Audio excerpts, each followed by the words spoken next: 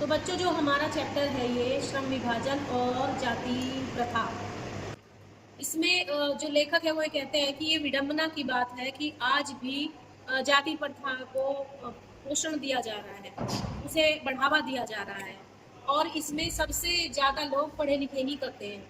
आज भी हमारे देश में जाति के आधार पर कार्य को बांटा जाता है, बहुत जगह ऐसा आज भी दिखाई देता है। दिखाओ ना। आज के आधुनिक समय में भी कार्य कुशलता के लिए श्रम विभाजन को आवश्यक माना जाता है। मतलब आज के लोग भी ये मानते हैं कि जो जाति, जैसे ब्राह्मणों की जाति विद्यार्जन के लिए थी और वैश्य जो लोग थे वो व्यापार के लिए थे, तो कहते हैं कि आज भी श्रम विभाजन, लोग उसमें ज़्यादा कुशल पैदा होंगे, वो ज़्यादा अच्छे से वो वर्क करेंगे जो उनकी जाति और प्रजाति दादा परदादा करते आ रही है। आज के ज़माने में, आधुनिक समय में, जबकि वर्ण व्यवस्था बिल्कुल ख़त्म हो चुकी है, तब भी लोग ये मानते हैं कि नहीं, श्रम विभाजन होना चाहिए। और श्रम विभाजन क्या है? जाति प्रथा है। आज हमारे देश में जगह जगह जाति के नाम पे लड़ाइयाँ हो रही हैं, जाति के नाम पे एक दूसरे से लड़ रहे हैं लोग, तो वो जातियाँ ही श्रम विभाजन का दूसरा रूप है, और यही लड़ाई का कारण है कि सब अपनी अपनी जाति को लेकर श्रेष्ठ बनते हैं और आपस में लड़ते हैं।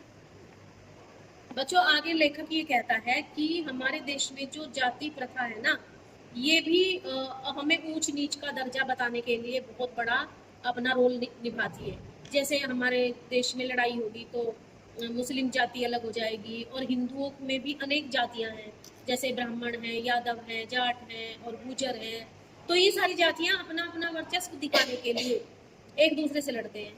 तो श्रम विभाजन का एक कारण जाति प्रथा भी है कि इस जाति के लोग, जैसे माना जाता है कि गुर्जर जाति के लोग दूध का काम करेंगे, जाट जाति के लोग खेती बाड़ी करेंगे, और यादव लोग भी गइयों का, उनका दूध का काम करेंगे। तो इस तरह से हमारा श्रम विभाजन आज भी बरकरार है। वर्ण व्यवस्था में हमारे ऋषि मुनियों ने बांटा था, आज भी जाति व्यवस्था के अकॉर्डिंग हमारा कार्य बटे हुए हैं। श्रम, हमारा श्रम माने कार्य, हमारे कार्य जाति के अनुसार आज भी बटे हुए हैं। ब्राह्मणों में अधिकतर लोग अफसर पाए जाएंगे, पढ़े लिखे लोग ज़्यादा नौकरियों वाले पाए जाएंगे। तो आज भी जाति प्रथा पूरा काम कर रही है इस चीज़ का कि हमारा श्रम विभाजन कैसे। और जाति प्रथा की सबसे बड़ी बुराई है कि ये ऊंच नीच पे लड़ाई करती है कि भाई ये ब्राह्मण जाति ऊंची है, गुर्जर नीचे है, यादव उससे नीचे है। अभी पीछे लड़ाई बजी थी उनकी, ठाकुरों की और गुर्जर की, है ना। तो हमेशा कहीं ना कहीं आपको देखने को मिल जाएगा टकराव, जहां भी दो जातियां आएंगी और वो मैं बड़ा इस चक्कर में लड़ने लगेंगी। हमारा जो श्रम विभाजन है वो व्यक्ति की कुशलता पर होना चाहिए। अगर किसी बच्चे का मन ये है कि मैं बहुत अच्छी पेंटिंग करता हूँ तो वो आर्टिस्ट बन सकता है। अगर किसी बच्चे का मन ये है कि मैं बहुत अच्छा कारपेंटर बन सकता हूँ, मुझे बढ़ईगिरी में बहुत वो है, मन है मेरा, तो वो कारपेंटर बन सकता है। अगर कोई बच्चा ये कहता है कि मुझे खेती बाड़ी, हल चलाना बहुत अच्छा लगता है, तो वो किसान बन सकता है। लेकिन ऐसा नहीं है हमारे समाज में। अगर आप उसमें पैदा हो गए हैं ऊंची जाति में, मान लो ठाकुरों की जाति में, तो वो तो अपमान समझेंगे अपना कि देखो जी इनका बच्चा कारपेंटर बना हुआ है, बढ़ईगिरी का काम करता है। तो ये जो जाति प्रथा है ये व्यक्ति की योग्यता को नहीं देखती।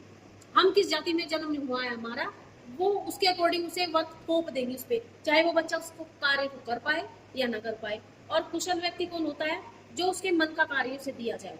अभी हम लोग, सब लोग, हमारे भारत में एक व्यवस्था चली है कि पढ़ लिख के अफसर बन जाओ, सरकारी नौकरी पाओ, और प्राइवेट में नौकरी ऊंचे वाली पाओ, 1-1 लाख की नौकरी करो। इसी दौड़ में सब लोग बीटेक करो, साइंस साइड पढ़ो। ह्यूमैनिटीज तो बिल्कुल गायब ही हो गई थी एक बार। कॉमर्स भी बोलेंगे जिन पे कुछ नहीं आता। अच्छा, कॉमर्स ले रखी है पर साइंस ले रखी है, हाँ इंटेलिजेंट है। अब आधे से ज्यादा माँ बाप क्या करते हैं, साइंस ही लेनी है तुझे, चाहे कैसे भी हो, पढ़ेगा तो साइंस ही। अब बच्चे भी चाहे कितना ही बढ़ाना, ना उसको खाने में मन कर रहा है, ना उसका दोस्तों से बात करना है, जबरदस्ती उसे साइंस साइड में थोप रखा है। यही हमारी जाति व्यवस्था है, यही श्रम विभाजन का गलत रूप है। हम माँ बाप को ये सोचना चाहिए कि मेरे बच्चे की किस में रुचि है, और उसी में अगर महारत हासिल कर दे तो उसी में वो बहुत पैसे वाला हो सकता है। 1.5 लाख रुपए महीना की नौकरी सबको तो नहीं मिलेगी, बीटेक में सब हाईएस्ट मार्क्स तो नहीं लाएंगे, सब एसएससी सभी तो क्लियर नहीं करेंगे। उनमें से कुछ बच्चे बहुत ही हाथ के कलाकार हो सकते हैं, डिजाइनर बन सकते हैं, वो बहुत सुंदर फैशन डिजाइनिंग कर सकते हैं, वो लोग बहुत अच्छे सोशल वर्कर हो सकते हैं। लेकिन नहीं जी, आप साइंस साइड पढ़ोगे और बीटेक करोगे, आप वो एसएससी क्लियर करोगे, प्रेस्टीज पॉइंट बना हुआ है। क्यों? जाति प्रथा के कारण। और इसी कारण हमारा देश पिछड़ जाता है। हमारे बच्चे, बहुत बच्चे आत्महत्या करते हैं इस चक्कर में ही कि जो जाति है उसके अकॉर्डिंग माँ बाप उन पे कार्य थोपते हैं।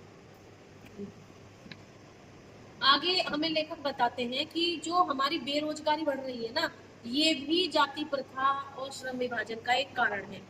कई बार क्या होता है कि हमारे जो हम जिस जाति में थे हमने वो पेशा चुन लिया, और या फिर हम किसी उसमें फैक्ट्री में बहुत मैनेजर की जॉब पे हैं, लेकिन अचानक से छटनी हो गई और हमारा पद वहां से जाता रहा, तो हमने और कोई काम सीखा ही नहीं है, हमें कुछ और आता ही नहीं है, तो हम बेरोजगार हो जाएंगे और परिवार भूखों मरने लगेगा, और ये लड़ाई झगड़ा, और वो अपने बच्चों को खाने के लिए लूटपाट करेगा और क्या करेगा। दूसरी बात वहाँ पर ये भी आती है बेरोजगारी की समस्या कि हम जिस जाति में पैदा हुए हैं उसी के अनुसार व्यवसाय चुनेंगे, चाहे हमारा उसमें इंटरेस्ट है या नहीं है, हमें चुनना वही व्यवसाय है। इस कारण फिर वो उसमें एक्सपर्ट नहीं हो पाते बच्चे, फिर वो वहां तक नहीं पहुंच पाते जो उन्हें कमाना चाहिए। तो कई बार वो कहते हैं मेरे मन का कार्य ही नहीं है, मैं ये जॉब करूंगा ही नहीं, और वो यूं ही घूमते रहते हैं और उनका बस पतन हो जाता है बच्चों का। ये सब हमारी जाति प्रथा का ही कारण है। बेरोजगारी बढ़ने का एक बहुत बड़ा कारण है जाति प्रथा। अगर आप मजदूर के घर पैदा हो गए हैं, हरिजन जाति है एक, तो उसे कोई शर्म नहीं है। वो मैंने उसको ये भी देखा है कि मोस्टली बच्चे दिन में तो पढ़ने जाते हैं और रात को वो मजदूरी भी करते हैं। गरीब घर के है ना हरिजन उसमें जाति में, कई बार बच्चे ऐसा करते हैं कि एग्जाम देने जाएंगे और पूरा दिन वो मजदूरी करते हैं, मेहनत मजदूरी। तो उनके बच्चों को तो शर्म नहीं आ रही है ना, वो हरिजन जाति में पैदा हुए हैं तो मजदूरी कर रहे हैं, 2-4 दिन में स्कूल आ जाते हैं, फिर घर पे ही पढ़ते रहते हैं। लेकिन अगर ब्राह्मण जाति का या गुर्जर जाति का या यादव का, ये बड़ी बड़ी जो जातियां हैं, इनका बच्चा चाहे उनके माँ बाप भूखे मर जाए पर वो मजदूरी नहीं करने जाएगा। ये भी जाति प्रथा में बेरोजगारी का एक बहुत बड़ा कारण है। भूखे मरना मंजूर है लेकिन मजदूरी नहीं करना। क्यों? श्रम में क्या शर्म आती है? श्रम करो, मेहनत करो, कोई भी कर सकता है। किसी के मुंह पे लिखा है कि ये मजदूर है तो ये इसका बेटा मजदूरी कर सकता है? अगर हमारे पास काम नहीं है अच्छा, तो हम मजदूरी भी कर लें, पैसे तो आ रहे हैं, बेरोजगारी से तो अच्छा है।